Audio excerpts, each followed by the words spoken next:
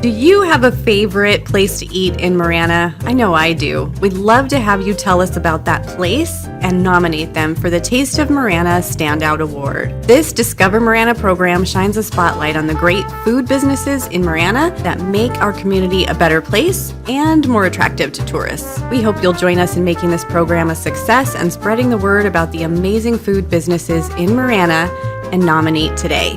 Head to discovermarana.org and search Taste of Marana for a link to the nomination form and to read about the previous winners.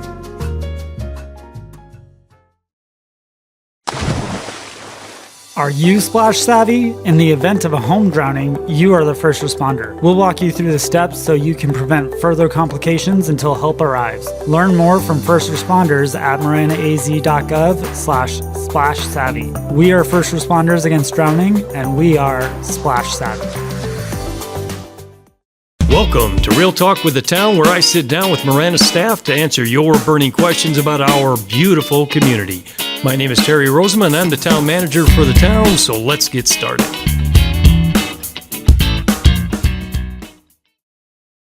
Welcome, everybody, to another episode of Real Talk with the Town. My name is Terry, and I am your host, and today we're going to be talking about monsoon preparation. I know that may seem a little bit silly with as hot and dry as it's been, but you know those monsoons can come in quick. And we are joined today by a couple of Marana's finest from our Public Works Department. We have our Superintendent in Public Works there, Daniel Silva, and we have one of our Supervisors there in Public Works, and he deals with all of the drainage ways and floodways and things of that nature. And we've got Adrian Rojel with us as well. Did I pronounce that pretty well? Yes, sir. Adrian? Right on point. Right on point. Listen to that. Well, before we get into this topic, and I think this is a very timely topic, it's a good topic, I want to do a little icebreaker. Now, those of you who are fans of the show, listeners of the show, even if you're not fans, but you listen anyway, you might know that I am a Detroit Lions fan. Love the Lions, grew up in Michigan. I joke often that I'm 61 years old and I've been a loser my whole life because the Lions have never won a championship. We are doing a little bit better now, but I have here in the studio a couple of football fans as well, and they're going to tell you their team, and I think it's kind of interesting. We have something in common here, even though we're not rooting for the same teams. We do have something in common. Adrian, your team? The Minnesota Vikings. Minnesota Vikings. How does a young man from Arizona become a Minnesota Vikings fan? 1998 was the first season I really started watching football. And I remember the Minnesota Vikings had Dante Culpepper and Randy Moss, and they were just high-octane football. Chris Carter, right down, vertical route all day. So I just fell in love with that team, and we've been through 4 Super Bowls and haven't won one either. So trust me, I know what it feels like to be a sad fan. Yeah, sad fan. A sad fan indeed. Daniel, your team. Oh, Dub Bears. Dub Bears. Dub Bears. All right. That's all I got to say. How? That's all I got to say. That's it. It's been a little while since you had a Super Bowl championship, though, too, buddy. Yes, it has been. We've been dormant for a little hibernation going on our end of it, but we've been really good. This year looking very promising on our end of it, finally. You got a lot of talent. Minnesota's got a lot of talent, so those of you who are football fans might have picked up on what we have in common. All 3 teams, gentlemen. NFC North. There you go, baby. I also happen to know that the 2 of you gentlemen were Tigers at one time. Yes, sir. Yes, sir. Marana Tigers class That's of? right. 06. Not that that's a bad thing. That's not a bad thing, man. That's not a bad thing. Yes, sir. No, so tell me, do you guys played a little ball there? Yes, sir. We did. We actually graduated together, obviously. I was the quarterback. He was the running back on defense. Because Marana was so small at that time, we had about Ironman football. We had about 12 guys on our team to 11 guys due to grades. Always happens to the best of us. Nothing bad about that. But, yeah, we became the dynamic duo back then, and we're trying to bring it back to now the Marana itself, the municipality end of it. That's fantastic. Man, tell me a little bit more about that, Adrian. Oof. It's weird because, like I said, me and Silva have known each other since our freshman year of high school, and we've worked alongside each other for a really long time. And to be in high school and play sports together, and to actually be able to read each other, and now carrying that into our future jobs, it's kind of nice. Not a lot of people actually get that opportunity, and I think that's what makes me and Silva pretty great. Is we're almost the same person, just with a little bit different characteristics. But we've grown up with each other for a really long time, so it's a fun thing. It's a fun thing. That's fantastic, man. What a cool story to have two Marana guys, homegrown, born and raised here, go to high school together, play football together, end up working for the Town of Marana together, working in tandem, dynamic duo in the Public Works Department. And here we sit talking about a very important topic. So very cool. I'm glad we got to talk about that a little bit. All right, so enough about football, and we'll see how the season shakes out. Last year, who won the conference last year? Oh, that's right. It was the Lions. That's right. It hurts. I almost forgot. It hurts. I almost forgot. It was the Lions. 15-2. Not too shabby, I guess. Anyway, enough about football. Let's talk about monsoons, gentlemen. And I think certainly with the absolute tragic event that happened in Texas, people's hearts are very heavy for those people that have gone through that. And I think there's also a level of concern. Anytime something like that happens, when we had the wildfires in California, people wanted to know how, could that happen here? And so let's just start with certainly an acknowledgement of the tragedy that happened there. And our hearts and thoughts and prayers and all of those things go out to those folks there. But could something like that, and I actually had a question from a member of the community that came in wanting to know, could something like that happen here in Marana, Arizona? And we'll start off here with you, Daniel. Yeah, no problem. I concur and agree with you and everything you said. Definitely thoughts, prayers, and nothing but positive vibes towards Texas as well as New Mexico, because I heard Rio Doso just ended up getting hit too not that long ago on their end of it. Now, to answer your question, could something like that happen here? Mother Nature's unpredictable. It could happen anywhere at any given time, but we try to do our best to prepare ahead of time to make sure that type of stuff doesn't happen. And if it does happen, then we go into reaction mode at that point and try to adapt at that point to Mother Nature and what we got to do, shutting down roads, and everything underneath the sun. We utilize PD quite a bit, and we have really close relationships with adjoining districts or adjoining municipalities as well, like the ADOTs, the Pima counties. We have a lot of touch and contacts over there that we could communicate with to help us out too as well. All right. Adrian, you just did an interview on this very topic with one of our local news stations, and you talked a little bit about this, and I think Daniel hit on some of it. Your thoughts on the matter too, in terms of could this happen here in Marana, Arizona? So first of all, to piggyback off that, this one hurt a little bit because I'm a father myself, and I couldn't imagine what those parents and those residents are going through out there. But so a prayer for them. But with Mother Nature, she's beautiful on one moment and then chaotic at the next. So you can really never dictate on what could happen. The best thing we can do is prepare, run preventative maintenance like we're doing right now. I will tell you there are two things that I believe if something like that would happen, we're very prepared for. And that's one is leadership. I think we have great leadership from top down to a great council, to you as a town manager, to director, superintendent, great staff. And I think the second biggest thing is the community. So I think the community in Texas is coming together, and you usually don't see that because of dire needs and situations like this. Some people turn on each other. And what I saw Texas is actually banding together. And I think what the town has is I think they have a great community that if something like this could happen, I think they would band together.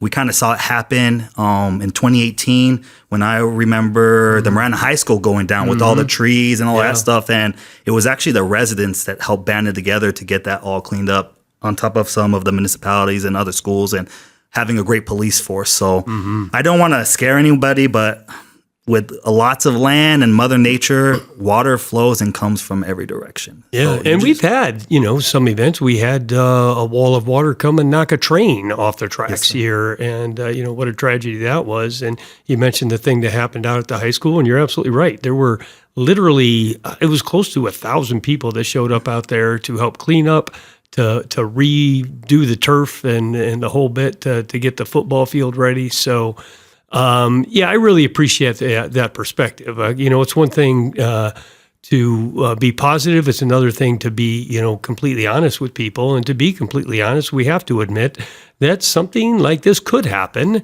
But let's talk about now, I think, on the positive side of things, the preparation that goes into making sure that we're as prepared as we possibly can be in a situation like this. And Adrian, why don't we start with you? Because let's talk, before we do that, actually, let's talk a little bit about your unit. You're fairly new in your position with a fairly new unit. And I think that was great foresight by the leadership of the Public Works Department. So let's talk about why that was formed, what you guys do, and why it's so important. Yes, sir. So my unit is new, right? Stormwater maintenance is brand new. There's really no playbook on stormwater. So I'm learning very fast. The one thing that the residents are going to get with me is I've lived in the town of Marana 37 years, okay, my whole life. So I know what areas get hit hard. I know what areas are worse off than others. So that's a little thing about me is I'm home. Like Marana is my home. So I know everything about Marana. With stormwater, our number one priority is to protect the residents of the town of Marana and to continue to provide that 5-star service that we do already. Now, in preparation, there's a lot of culverts, a lot of channels that we have to clean. So I'm very high octane and I move around a lot. I don't like sitting still. So with the maintenance program, we built something to, try to clean each district every year. Unless there's emergencies, and then we move on from that. But with my unit, not only do we clean up the storm channels from heavy sediment, trash on the roadways, we also do vegetation control. And that's another thing that I don't think people realize is some of these massive trees fall over or they get moved really fast from these microbursts, and they actually plug up some of our culverts. So to be on vegetation control on top of sediment control is the number one issue that we have. Yeah, let's talk about that for a second relative to, the growth of vegetation that occurs in a lot of our drainage ways.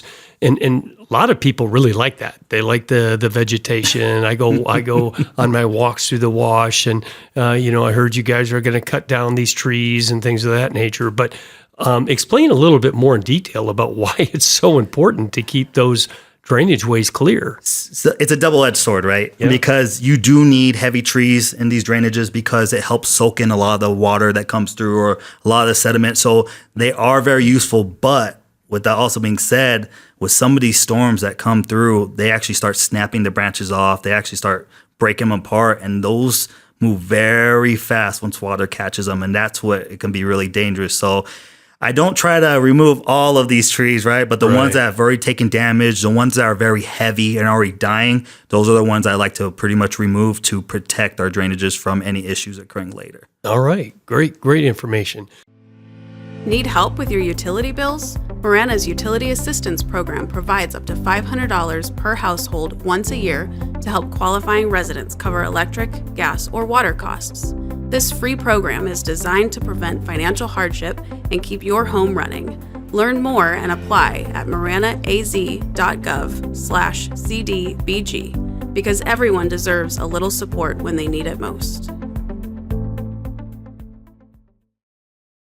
Marana Parks and Recreation's award-winning Crafting for a Cause program is looking for creative seniors ages 50 plus who want to give back to their community. Activities include jewelry making, wreath making, painting, and a chance to sell their creations at town festivals. Proceeds will benefit various causes, including the Marana Community Food Bank and Marana Unified School District. For more information, please visit maranaaz.gov/Team Senior or visit us at the Marana Community Center located at 13250 North Lawn Adams Road. Property crimes are often the result of opportunity. You can take action to help reduce crime by starting a Neighborhood Watch program. Neighborhood Watch serves as a guide for more eyes and ears in your neighborhood. Contact the Marana Police Department Community Resource Unit at 520-382-2055 for more information. So I started down the path with a question, and I intervened and went a different direction there with Adrian. So, Daniel, I'm going to come back to you and ask the question about some of the other things that we're doing. Obviously, Adrian hit on some of those things, but what are some of the other things that we're thinking about and that we're focused on when it comes to monsoon season and throughout the year to prepare for the flooding? Yeah, so on our end of it, kind of elaborate what you said off of yours. Adrian is brand new. Stormwater maintenance end of it, I think, has been really wonderful, and that's a huge asset, especially when it comes to the monsoon season. During the monsoon season, the way I tend to break it down, or we break it down as a leadership group, is pre-monsoon, what actually happens during the storm, and then post-monsoon and what we could change to make everything better. Obviously, it's just like football, so it's always an audible change of course, change of plan. Something could happen, such as emergency, microburst, etc. So pre-monsoon, what we try to do is we get vehicles all into the right spots. Thanks to my predecessors in the past, they actually came up with an emergency preparedness plan there, which when all heck breaks loose or everything hits the fan, then all of us join together at the town, and we could direct traffic a little bit better as far as the emergencies and the calls that come in. And I know you yourself is a part of that, Terry. We got obviously our chief, Bridget, and all the heavy hitters pretty much come here up to North Marana, and then everyone else kind of goes over there to the south end of it at the MOC there. And then that's when we take the incoming calls and then dispatch everyone out to those certain locations where roads need to be shut down. PD's on standby because they have to go rescue someone for Northwest Fire. So that kind of happens during the actual storm event itself. Then you have the after effect when the storm's done and gone. That's when my team comes in a little bit more and clears the roadway with the bigger toys, or the micro machines, as we like to call them here, and clean the roadway. This way everyone could travel safely throughout the roadway there, and then fix any shoulders that have been dismembered or, mutilated from the storm or whatever the case may be, and then put them back to We're talking about roadway shoulders. Yeah, here, we're talking right? about roadway shoulders. Okay, Correct. Let's make it clear. Yeah. We've been talking a lot of football here, making sure we're not talking about dislocated shoulders. Yeah, not dislocated shoulders, exactly. Like that Bears defense. That's all I'm gonna say. But yeah, so we always that's the one thing that I can say. I've been with the town now for about 19 years, and I agree 110% with Adrian. Our leadership team is huge here. Our council members as well. They're awesome people. But we got a good head on our shoulders and leading us and taking care of the pathway there to get the things that we need to get, such as putting Adrian in place in the stormwater maintenance division, because without him being in place, then more damage could possibly occur when rain events end up happening during these monsoon seasons. So that's a great point. So how did we come to the conclusion that, hey, we need to have this stormwater drainage team, right? They're like a strike force, those guys. Yeah, no, they definitely got Adrian. Hard working, man. They're out there in the heat, in the cold, and the whatever, man. They're out there getting it done. So what kind of led us to that decision, and why do you think that's been so important for us? So back when I got hired, we were kind of, I started off as a laborer. We were just one solid group. So our team on the streets end of it took care of asphalt and pavement, that's the same thing, concrete and equipment. And then we had our inmate team at that point in time and took care of right-of-way landscaping on their end of it. And it was tough because it's one group trying to manage everything within the right-of-way for the entire town of Marana as far as infrastructure is concerned. So when we got bigger and the town started growing and Tangerine came on board, Twin Peaks finally crossed over the Santa Cruz at that point, because that's how long I've been here. The town only grew, and then now we're at 670 lane miles. So now to try to juggle all of this at one time, it's hard for one particular division to do. So what we did as a leadership team on public works end of it, is we sat down and said, okay, let's place everything on the table and let's see who can control what and how can we control it, right? And I think it was a heck of a game plan, and that's when stormwater came about, because at that point we had Orange Grove pump station facilities, one of our storm facilities that if everyone's been in Marana, they definitely know when that thing gets closed, it's a... When those pumps stop working, you know it. Yeah, it's a nightmare for sure. And that's where ADOT helps us out right on their end of it. And our traffic team helps us out as well. But realizing how much actual infrastructure we have when it came to stormwater, right now, I think he's barely at assetting maybe 40 to 50% of our inventory currently right now. So he still has a ways to go. Yeah. But as of right now, as it stands, he's got about 1,100 culverts he's got to maintain. That's not including dry wells. Like I said, the Orange Grove pump station. I'm gonna push a pause button here. Yep. Did you say 1,100? Yes, sir. 1,100. 1,100. And how big's your crew, Adrian? So that's 1,100 and growing.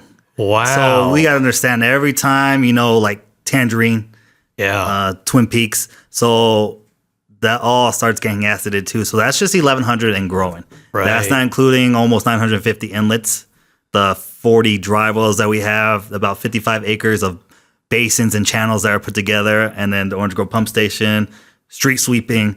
So I have a really good crew.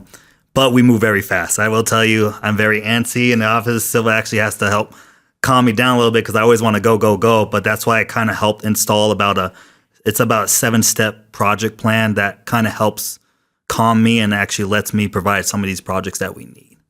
Well, that's fantastic. I mean, that's a very big number. And you're right, it's growing because the town is growing. Sure. And so with that, we're going to have to grow your team too. I can see that coming, right? Without question. So other things that you think that we've done well as an organization in terms of being prepped, and then we'll kind of get into what residents themselves can do for their own preparation in their homes and for their own safety when they're traveling, things of that nature. Correct. So I think a couple more things that we do to get prepped is obviously we meet with all different departments. We usually have a pre-monsoon meeting, so we'll call it in May. And I meet up close with PD. I have a helping hand with them. Shout out to all the sergeants over there on their end of it. They're a really great team over there as well, and they help us out quite a bit on their end of it. But we meet and we talk and discuss about, hey, in these situations, what happens? Our safety team, I got to give kudos where kudos are due, but Rita's on board with that too. Emergency preparedness plans are set in place. I think the thing that really hurts us the most is, honestly, is just when the water comes and it comes fast for these microbursts. I think that's when it just causes kind of the most damage. Like you guys were talking about earlier with the high school, that was a microburst. When we had tree apocalypse last year, that was a microburst just in that certain district of Marana. Do you have any idea, speaking of tree apocalypse, do you have any idea how many trees went down that we had to? So I'll be honest with you. When I had talked to Dominic Rulo over there in Parks, and Parks, I got to give them a lot of kudos on their end of it too, because they're a huge part of it, obviously, with them having the right-of-way landscaping, Woody and his team. Huge bonus on their end of it to help us out, and us vice versa. We always help each other out there. That's what I love about Marana. We're all a team here, right? But I'm going to say last time he told me it was about a little over 100 plus trees. Wow. And that was midway through that cleanup when I had talked to him at Cortero alone. So there probably was more than that, I'm sure. Yeah. And Dominic would actually know that right number. Yeah, and that only counts our trees. But that only counts our trees. It doesn't count the ones on private property or in the Home Depot parking lots, in the parks. And, yes, sir. Yeah, wow. So that was a rough one. But yeah. I think going and learning off of those instances, and that's one thing, like I said, we're always adapting, we're always changing to our environment. I think that's one thing that you do a good job at too, Terry, is you're adaptive. You don't mind the change. Certain people have a lot of trouble with that type of stuff as far as change is concerned, but when storms hit you and stuff happens, you almost got to be ready for it or anticipate it, and then dust yourself off afterwards and get back up, so to say, or get back on the horse, right? Yeah, absolutely. To quote a famous line from Heartbreak Ridge and Clint Eastwood, improvise, adapt, overcome. Yeah, right? Yeah, you knew where I was getting. Yeah, exactly. So, Adrian, you just heard Daniel talk a little bit about this, and I absolutely believe this, but I'm probably biased, right? So you guys would know better than me because you're you're more intricately involved dealing with the teams. And I've heard you both talk about, the partnerships with other jurisdictions, and the teamwork within the organization here, working with PD, working with parks, working with all the different departments that touch a major storm event or preparation for storms and monsoons. Can you talk a little bit about that from your perspective? How you see that working out? Yes, sir. So I think what makes the town great is everyone's willing to work together, because it's not easy bringing that many people, especially people in charge, together and then relaying that message to their staff members too, because everyone's got their own jobs. So I think they do a really good job with having these meetings. I think about like every month. We're always on emails with each other. I think a lot of us have been here 13 plus years, so we've seen a lot of stuff come through. So we see what areas get hit first. But I think that's what makes, I'm not gonna lie, the town a little different, is everyone is willing to work together and swallow their own ego for the betterment of the town. But that also, it's not just the people at work. We've actually built a pretty good game plan for after hours, because I think people have to realize, we may have staff during hours, but what happens after hours? And that was one of my biggest things is when I came on to Stormwater is we got to build a really good relationship with some of these contractors, because not everyone's wheelhouse is stormwater or sediment removal or vegetation removal. So I'm a little needy, I'm not gonna lie. So during this Roads and Streets event we had, we got to meet some of these heavy duty contractors, and I was meeting everyone that I possibly could. Now, of course, you have to get job contracts and linking agreements, but my biggest thing was we need heavy crews after hours just in case we're short staff. And I think we've done a pretty good job with writing some SOPs for spill responses. If sediment goes up and over the road, we have contractors that are working on that. Heavier duty contractors, like when 2018 happened, we called a bunch of contractors to help us clean some of that. So I think the town has done a really good job of, one, coming together, but also building good relationships with contractors after hours. Boy, both of you guys have done such a phenomenal job here of highlighting elements of this that I think probably a lot of people don't even give thought to. So kudos to both of you. You're obviously very well versed and articulate in your areas of expertise, and I really appreciate that. Let's talk now briefly about what people can do themselves, our residents, citizens. Can they contribute in any way on the larger scale? If not, what are the things that they can do on a smaller scale to keep themselves safe and their homes safe and their cars safe as they're traveling, et cetera? So, Adrian, let's start with you this time. I think the biggest thing is patience. We've been through some of these storms at 1, 2, 3 in the morning, and you have some of these drivers that speed through these areas when it's raining. So I just advise people is be safe, be patient, let the town do their job. We are going to do our best to clean up the mess that's in front of us, but we can only do so much at that time. So I think the biggest thing with residents is patience and keeping their own family safe. When the day comes and the storms pass, that's when, if we need help and the residents want to help, that's perfectly fine. But there are some areas where it's very dangerous, and we just need you to be calm and not be so aggressive, and just patience. Especially with the pump station on Orange Grove, when that thing floods, it's amazing on how many people still try to drive through there.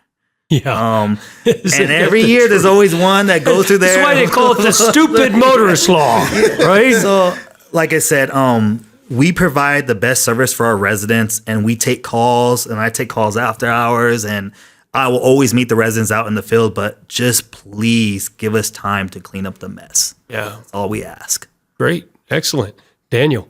Yeah, on our end of it, obviously we provide 3 sandbag locations currently that are self-filling that residents could fill up on, stationed all throughout Marana. So we have one in our southern district there, which is our District 2 technically, right there on Coach Line, a little bit behind the Pima County pump station there. We have another one here not at the MMC, but here at the Heritage Park.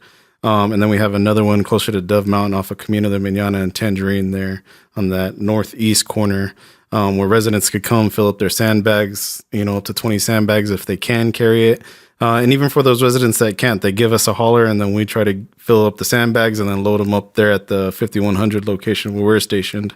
So we can help load them up, because we do have some elderly residents or some residents that aren't able to load those up.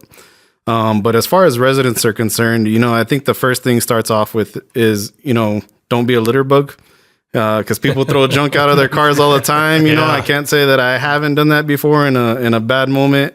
But that's a huge thing, believe it or not, that goes in our storm drain system that could cause the clogging of culverts like Adrian was discussing, or the drainage inlets, which could cause potential flooding in the future. Obviously, over the years, we've all seen that movie WALL-E, right? That's right. Hopefully we never get there, right? Yes, hopefully at least I don't want to be around when if that happens. But that's huge, right? So that's one thing. The other thing is, and that I agree 110% with Adrian, is the patience of it. Is give us the time to clean and do our due diligence to make the road safe for you guys out there. And the main thing is if it's closed down, turn around. Turn around, don't drown. Northwest Fire had that. We've had that for a lot of years now. And that's a huge thing. Did you coin that? I should, right? I need to. It's panned now. It's done. But those are huge things I think that the residents could do and learn from, and we could learn from as the town too. Yeah. So there's small things that make a huge impact. And I think that's what people need to keep in mind is the reason that people end up getting hurt in many, not in all situations. Some of it's just simply beyond people's control. But many times it's because people are making foolish decisions. And when there's warnings saying don't travel in this weather, you probably should heed that. When the water's flowing across the road at a good pace, you probably don't want to try and traverse it. So the storm water and storm drain system throughout Marana is sensitive, and it needs to be cared for, tended to. That's why Adrian is now leading a group of guys, across Marana to ensure that we do the best of keeping those free and clear so that they flow properly. But a lot of things to think about that we don't always keep on the forefront of our mind. So really appreciate both of you. But before we close out, I'm going to ask either one of you, and I'll ask both of you, if you have anything else you'd like to add for our listeners. Yeah, one thing I did forget to mention actually right now is, so Vic and her team at communications here, they post out emails all the time, shout outs on Facebook, the Instagrams, on you name it. We're doing one right now. So I highly kudos to her and her group on that end of it. Because they're really in tune. So when you guys see those messages go out as well, I think those are high importance too to look at. Because, she's done the detours for when railroads are stuck or trains are stuck on the railroad tracks. And that helps out a lot of people. That was the other kudos that I wanted to give. And then our cartograph team as well, and Robin on her end of it, she helps us out making sure that if we go into that emergency situation, we're able to re-encompass that money or get the help that we need to for the bigger projects. The 2018 flood, we had that time that Greer went out. I don't know if you guys remember that. Yeah, absolutely. And that was code enforcement. That was us. That was water department. Yeah. So once again, I can't emphasize, I do love the town. I love working here. And I think we got all of our departments across the town here are very awesome to work with. And I just give everyone kudos for that, including, on that end of it. So thank you, sir. Adrian. Yes, sir. So to piggyback off that, I'm very blessed to work for the town and with such a great group of people. And I think I just want to let people know that they're in good hands. Silva's been here maybe 30 plus years. I've been here for about 13, 15 years, but we are homegrown Marana residents. We've lived here our home life. So our passion is Marana. And that's why we have family that lived here. I have my girls that live here. So not only are we looking to take care of the town now, but for future generations. So I just want to let people know that we're going to do our best to make sure that our residents get the best service that they can. Great messages to wrap things up for the day. I really appreciate that. And guys, it was great talking with you about this topic. Great talking with you about football, too. If you listeners were able to see these two guys, you'd see that both of them look like linebackers for the Chicago Bears or the Minnesota Vikings. But anyways, Adrian, Daniel, so appreciate you joining me here today. And to our listeners, until next time. Submit your questions by visiting maranaaz.gov/realtalk, and we'll answer them right here. To receive notifications for new releases, remember to hit subscribe wherever you get your podcasts. Also, remember to follow the town on Facebook, X, formerly known as Twitter, and Instagram to stay up to date on current news and events.